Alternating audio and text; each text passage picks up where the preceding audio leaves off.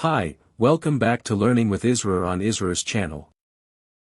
In today's video, we're going to break down the step-by-step supplier selection process used in procurement and supply chain management. By the end of this session, you'll clearly understand how organizations evaluate, compare, and select suppliers to control costs, ensure quality, reduce risk, and build strong supply chains. So, let's get started. Supplier selection is a critical process within procurement and a fundamental component of supply chain management.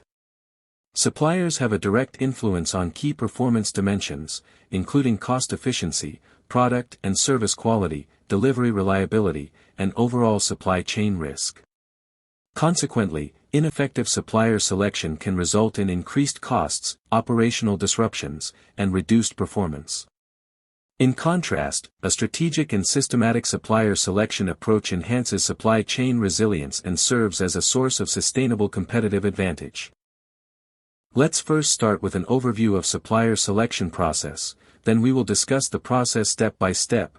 Broadly, the process involves identifying requirements, identifying potential suppliers, evaluating suppliers using defined criteria, selecting and managing suppliers. As you can see, it is a structured and data-driven decision-making process. Now let's explain the supplier selection step by step. The first step is identification of need, where we define product or service requirements, quantity and specifications, quality standards and delivery timelines. Basically, in this step we align procurement with business needs. In step 2, we develop common supplier selection and evaluation criteria, in which organizations establish standardized and objective criteria to evaluate and compare potential suppliers consistently. These criteria typically include cost and total cost of ownership, TCO, quality and regulatory compliance, delivery reliability, financial stability, technical and operational capability, as well as risk, sustainability, and ethical practices. Developing common criteria ensures transparency, fairness, and comparability across suppliers while enabling data-driven decision-making. Following the identification of needs and the establishment of selection and evaluation criteria, the step 3 involves conducting systematic market research to identify potential suppliers. This process includes leveraging market surveys, vendor databases, industry references, and historical data from past suppliers to gather comprehensive information on available sourcing options. The objective at this stage is to develop a long list of capable and qualified suppliers that meet the defined requirements, thereby ensuring a broad and competitive supplier base for subsequent evaluation and shortlisting.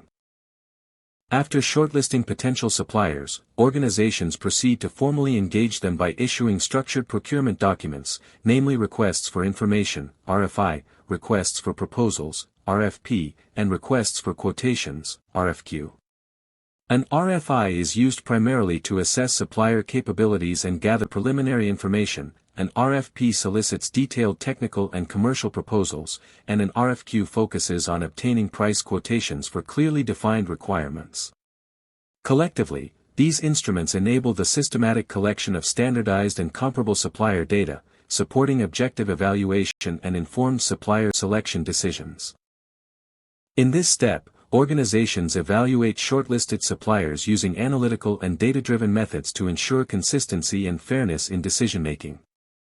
This typically involves applying weighted scoring models to compare suppliers across predefined criteria, conducting detailed cost and total cost of ownership analyses, performing risk assessments, and verifying compliance with technical, regulatory, and contractual requirements. By integrating these analytical tools, organizations ensure objective, transparent, and defensible supplier selection decisions that align with strategic and operational goals. In this step, organizations shortlist and rank suppliers based on their overall evaluation scores derived from analytical assessments.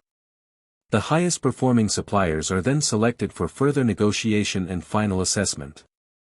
This stage emphasizes achieving best value rather than simply choosing the lowest priced option, ensuring that the selected suppliers deliver an optimal balance of cost, quality, performance, risk, and long-term strategic fit. During the negotiation step, organizations focus on aligning key commercial and operational terms to achieve mutually beneficial outcomes. Emphasis is placed on negotiating price and payment terms, delivery schedules, clearly defined service level agreements, SLAs, and appropriate risk allocation through penalty and performance clauses. The objective of this stage is to reach a win-win agreement that balances cost efficiency with reliability, performance, and long-term supplier partnership. In this step, organizations do final selection and get the internal approval of the suppliers. And this decision is based on technical, financial, and strategic fit.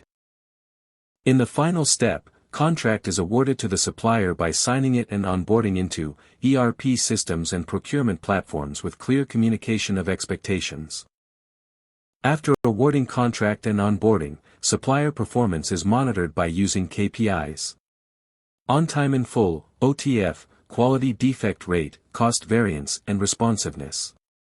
This forms the basis of supplier relationship management, SRM. The key takeaways of the presentation are: supplier selection is strategic, not transactional.